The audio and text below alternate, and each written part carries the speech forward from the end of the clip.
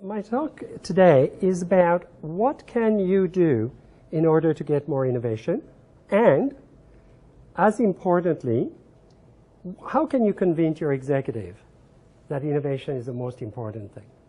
I see some people smiling. They might have had that problem. So let me start with a couple of facts.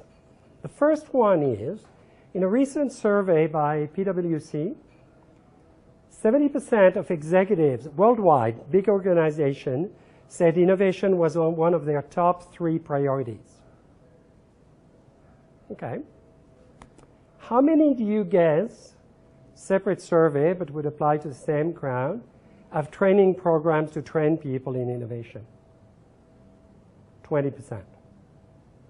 So here we have, 70% say it's really important, 20% are training.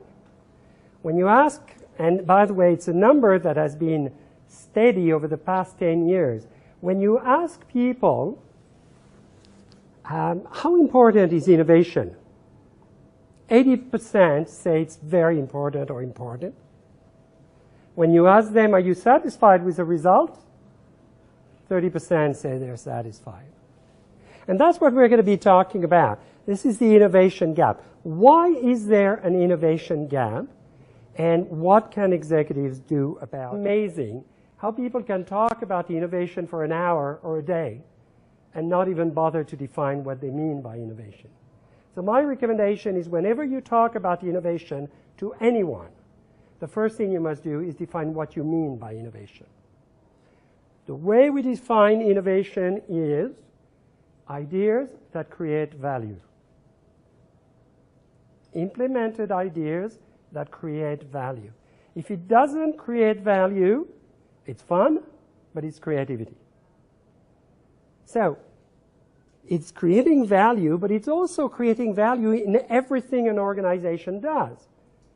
I was talking with someone earlier who said, well, in their companies, some executives say, well, innovation is new product and new services.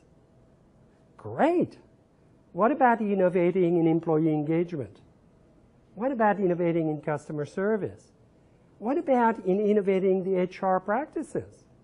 So innovation is not only the domain of R&D or the domain of creativity. It is everything where you want to have new ideas that you can implement. We need to innovate how we innovate.